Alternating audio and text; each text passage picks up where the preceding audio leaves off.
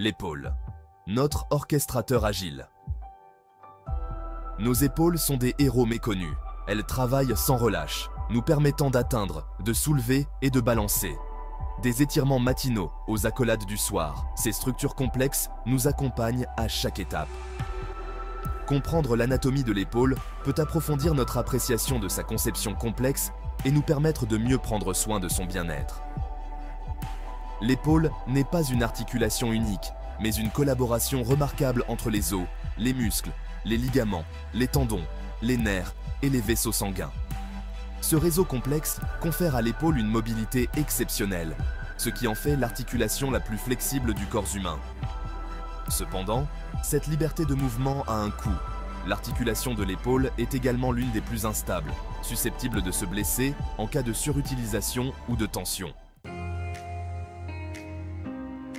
La charpente osseuse, un échafaudage pour la force. Le squelette de l'épaule est comme un puzzle soigneusement construit, chaque pièce contribuant à sa solidité et à sa flexibilité globale. 3 os constituent la base de cette structure, la clavicule, l'omoplate et l'humérus, qui est l'os du bras. La clavicule, un os fin en forme de S, agit comme une entretoise, reliant l'épaule au squelette axial au niveau du sternum.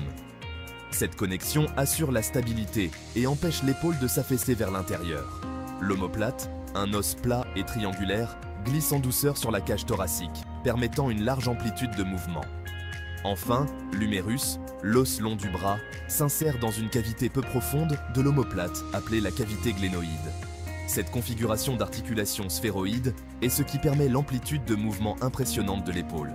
Les ligaments, des bandes solides de tissu conjonctif, renforcent l'articulation, empêchant la luxation et guidant le mouvement. Moteur et stabilisateur. La puissance musculaire.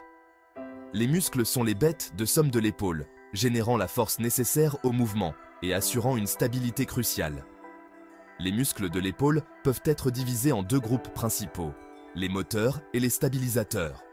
Les moteurs, comme leur nom l'indique, sont responsables de la production de la puissance nécessaire aux mouvements importants comme le levage et la rotation du bras. Le deltoïde, le muscle le plus volumineux et le plus puissant de l'épaule, forme la forme arrondie caractéristique de l'épaule. Il est responsable de l'élévation du bras loin du corps, de son déplacement vers l'avant et vers l'arrière. Le biceps brachial, situé à l'avant du bras, aide à fléchir le coude et joue également un rôle dans la rotation de l'avant-bras. Les muscles de la coiffe des rotateurs, un groupe de 4 muscles plus petits, agissent comme des stabilisateurs, maintenant la tête de l'humérus solidement dans la cavité glénoïde pendant le mouvement. Ces muscles travaillent sans relâche pour contrôler les mouvements fins de l'épaule et empêcher le deltoïde, beaucoup plus gros, de tirer l'humérus hors de sa place. L'action coordonnée de ces muscles assure un mouvement fluide et contrôlé et fournit la force nécessaire aux activités quotidiennes et aux efforts sportifs. Nerfs et vaisseaux. Les lignes de vie de l'épaule.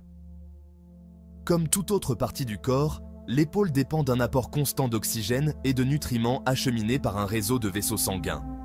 Les artères, qui transportent le sang riche en oxygène du cœur, et les veines, qui ramènent le sang désoxygéné vers le cœur, forment une ligne de vie vitale pour les muscles et les os de l'épaule. Les nerfs de l'épaule, issus du plexus brachial, un réseau complexe de nerfs situés dans le cou et l'aisselle, transportent les impulsions électriques qui contrôlent la contraction musculaire et transmettent les informations sensorielles telles que le toucher, la température et la douleur. Ces nerfs sont essentiels à la coordination des mouvements complexes de l'épaule et nous fournissent des informations sur la position et le mouvement de notre bras dans l'espace.